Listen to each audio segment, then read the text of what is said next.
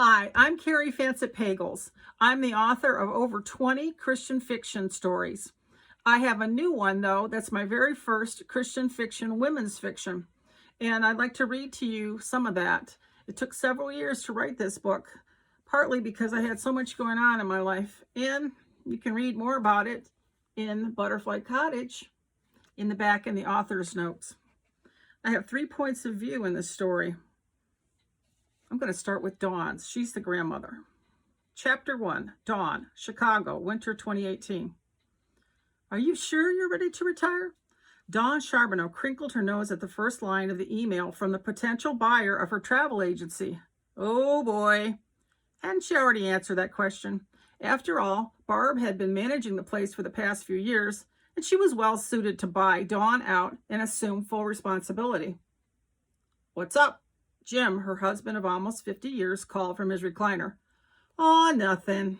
She closed Barb's email and opened the next one, a long message from a high-profile client. Oh, boy. Jim lowered the volume on his Bulls game. What are you old boying about? Dawn hadn't booked any travel plans for her former client since easing toward retirement after Jim's knee surgery, except this one. Barb hadn't wanted to touch the high-strung woman's travel plans, but Dawn had a soft spot in her heart for this customer. Do you remember Kay Lee? Yep, that supermodel from Europe, right? Yep, the young woman had been with Dawn since before Kay Lee became famous. Separated from her husband, Kay Lee had Dawn book a flight from Switzerland, where she was living, to Michigan in July. It's my very last booking, and I want to make sure things go well for this young woman. I made hotel arrangements on Mackinac Island. Hard to mess that up. Hampy will take good care of her. Dawn cringed. Nope. I put her at the Grand Hotel. Their friends, the Parkers, owned a resort on the opposite side of the island. They wouldn't be happy if they got wind of this. Don't say anything to Hampy about it.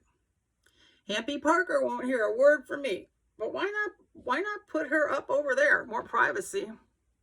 She sighed. Her husband's family owns she did air quotes with her fingers, cottage, near the Grand on the West Bluff. Ah, that makes sense then. Don't I always make sense?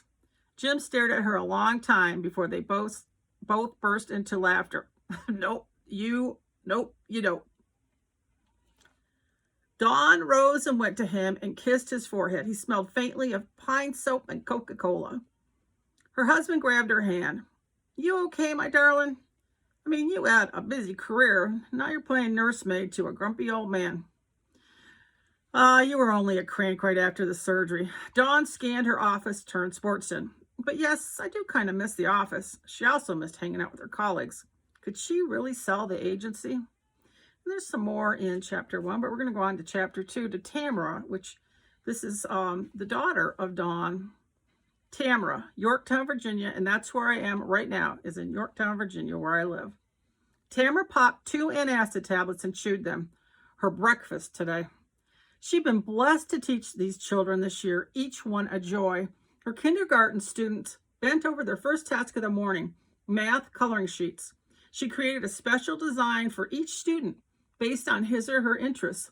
How she loved her sweet little pupils. If she had her way, she'd love to teach 11 months out of the year, and she'd spend every July at her parents' cottage where she'd relax and also develop lesson plans for the following year.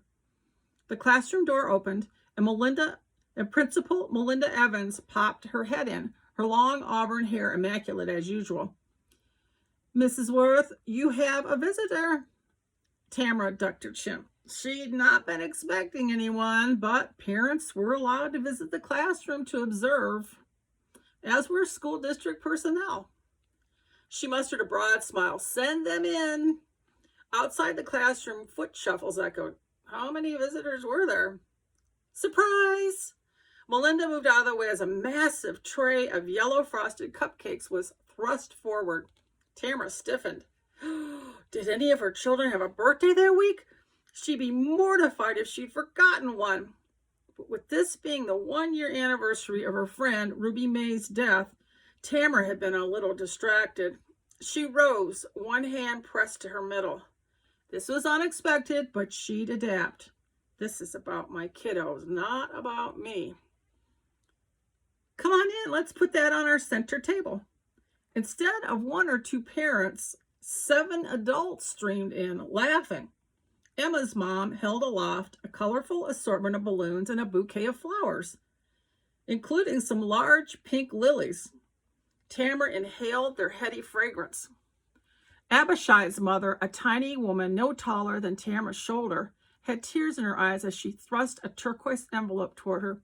"Congratulations, Mrs. Worth." What in the world? A crackling over the school announcement system signaled the room for quiet. "Good morning." One of the 5th grade students who took turns with announcements spoke clearly. "We have special news today. Mrs. Worth is our Teacher of the Year for..." Tamara's kindergartners and the adults erupted in cheers, and she didn't hear the next part of the announcement. Stunned, she gaped at her grinning guests. Emma's mother stepped forward and gave her a quick hug. "Thanks for all you do. You're the best." If Ruby May were still alive and working in her classroom across the hall, Tamara was sure her dear friend would have screamed in delight. Ruby would have roused her entire class too to cheer Tamara on. Tears rolled down Tamara's cheeks. Melinda pointed to the rocking chair in the corner. "Now you go sit there, Mrs. Worth, and let us wait on you." Moving on to the next chapter, and there's still more in chapter 2. We're going to move on to JC's chapter. JC is Tamara's daughter, and she is Dawn's granddaughter. JC, who's at Oxford University in the United Kingdom. Unless something changed in 2 weeks, JC would board a Delta jet home to Virginia. She shifted on a lumpy mattress. No summer internship secured, no graduate assistantship for the fall semester, and no proposal from Elliot yet. She had to admit that Mom was right. She should have stayed in a dorm instead of renting a flat. Arms behind her head, she stared at the cracked, plastered ceiling. All the lines clustered to resemble a turtle, the symbol of Mackinac Island. The island nestled in azure Lake Huron waters near the cottage where most of her pre-college summers had been spent. Her iPhone rang and JC grabbed it from the rickety side table. A pink-haired emoji of Hannah, another archaeology student from America, showed on the screen. "Hey, what's up?" "Guess what?" Hannah squealed so loudly that JC had to hold the phone away from her ear. "What?" "I got the internship in Boston after all." Her best friend at Oxford shrieked again. JC's heartbeat accelerated. "Woo-hoo! Yeah, let's celebrate." "How about shenanigans?" "Ha, you read my mind." Their favorite pub, Shenanigans, occupied a triangular corner only 2 blocks from JC's flat. JC sat up and swung her legs over the side of the groaning bed. "Give me a few minutes to get my face on, and I'll meet you down there." "In 15 then, see you." Hannah clicked off. How wonderful for my friend. Like JC, Hannah couldn't attend grad school in the fall if she didn't raise more cash. If JC didn't find a position for herself, what would she do? Dad had made it perfectly clear that he'd not fund her graduate school training.